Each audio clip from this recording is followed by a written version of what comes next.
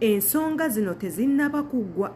Ensonga z'omugenzi Becky tezinnaba kuggwa. Ebyama bitandise okubanga bivaayo ate nga ebikanga ebyewuunyisa wabula ate gwe anaavyuwinga vidiyo eno njagala mmanye gwe kyolowooza mu comment section otubuulire mazima ddala kino kyali kirina okukolebwa. Otubuulire lwaki abantu tebaleka omugenzi n'abeera ng'awummula mirembe wabula tesaagala okyerabire nti nno mu mbeera y'okufa bannanga ebintu bijja n'obyewuunyisa. Mu kufiirwa ebintu bijja mwe muli abafudde nga balese ssente n'olaba abaana we bayiikanga enkuba yamuzaala gundi yamuzaala eri n'olaba omwana afudde nga bulijjo abadde mu bulamu obwensi nga tayina bantu be waafa abantu be ne bazuukira. Oba mu Afirika twabaki oba kyekigenda mu maaso mu Afirika nange simanyi. Kati nno amawulire agali ku soosi Becky bandimuziikula olw'okuba nga baagala DNA bamanye omwana gye bamuziise yeewaabwe oba nedda. Wano wennyini ku Sheila Adita YouTube channel kw'olina okuba nga weekuumira gwe ky'oba okola tuula wabula mu kutuula subscribinga ate bw'oba omaze subscribinga akadaako tokeerabira kankizo nnyo ke kajja okujjukiza nti nno munnange eri tutaddeyo vidiyo empya. Buli vidiyo gye tuteekayo ffe twetaaga gwe obeere nga ogifuna ogirabe ogiweeko naawe endowooza zo. Tukyali ku nsonga za mwana muwala Becky omugenzi essaawa zino gwe mubadde mumanyi obulungi abadde abasanyusa. Nze nno mbadde muwagalako ekintu kimu bannanga omwana abadde n'amagezi. Omwana oli abadde n'entegeera ey'ekika ekyawaggulu era nga ye muntu yenna eyeetaagisa okuba n'ebiseera eby'omu maaso nga biyitirivu ng'era ensonga bwe batera okujanja bwe batera okubyogera nti nno munnanga abantu abalungi tebawangaala ku nsi, abantu abageze ennyo tebawangaala ku nsi. Bw'aba awangadde asobola okufuuka omulema oba asobola okugwa eddalu.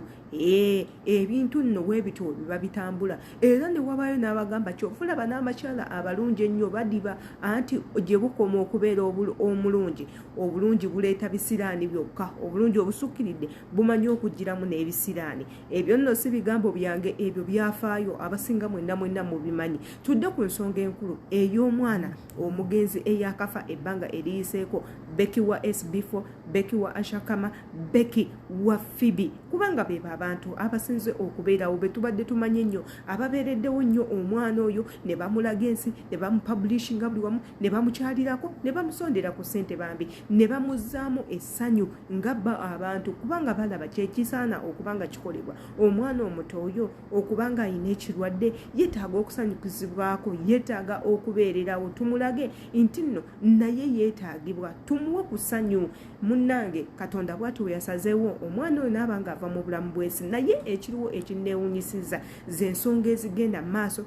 Famire okubanga zirwanagana, famire y'omwana erabiseeko, maama w'omwana alabise ku ssaawa zino ate ne batandika kucyankalanya bucyankalanya. Mu kucyankalana okwogera ennyo n'okwagala okumanyika oba teekamu oba n'okwagalirako ssente ebintu boonoonye byonoonye. Abantu batandise okusunga, abantu batandise okwogera ABC, batandise n'obbasalira omusango. Maama Becky ayina ebyama byabotoddeko ku bbanga eriiseewo emabega bw'abadde ku interview emu nga bamubuuza naye owange kulina ebbanga lyonna obadde tomanyi nti omwana gy'ali.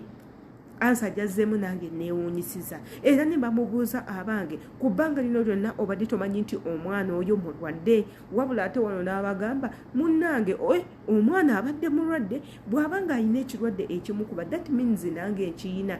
Wabula ne bamubuuza omusajja abadde alabirira omwana bulijjo atugamba nti omwana yamulonda mu baasi ko omukyala nedda omwana oyo wuwe yamuzaala wabula abaffe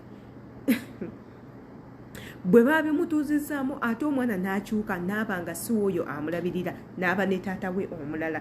Wabula ng'ate ensonga maama gy'awa kwe kuba nti yakola ne taata wa Becky ebbanga eryo lyonna ne beezimba ate taata wa Becky n'aba nga amuyisa bubi teekako n'okuba nga amuteeka mu mbeera embi ko ye omwana awunya waawo wabula kyensinza okwagala mu story ey'ono omukyala kwe kumanya ensobi ze ne yeetonda teekako n'okwebaza omwami abadde amujjanjabira omwana awo nno eyo credit ngimuwadde bulungi wabula ate nga ku nsonga y'okuziikula omwana olw'okuba beetaaga DNA olw'okuba eribakalana n'eribakalana omwana aziikirwe mu kifo kika kye ekituufu ABCD wabula nina ekibuzo kye njagala okubuuza eri mmwe abantu abatukayanira nga mufudde nga tufudde we tuba tufudde lwaki mutwagala tufudde bwe tuba tuli balamu temwagala twesembereza bwe tuva mu bulamu bw'ensi muba mutwetaaga muba mwagala kutulya kikyoba weetaaza omuntu olwedda takyalina kyasobola kukolera omuntu atakyalina makulu weetaaga mulambo gwekuumireko for what sake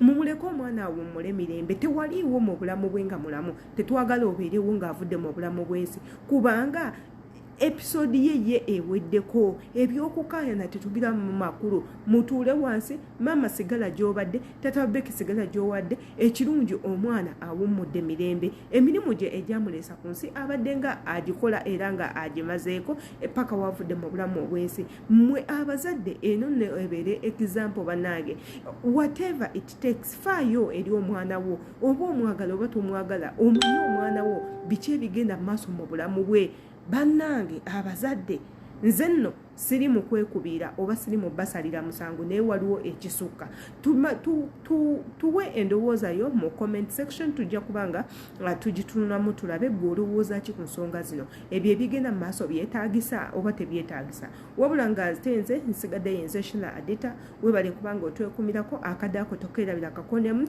ne subscription bell ebeerawo otukonamu embaagalanya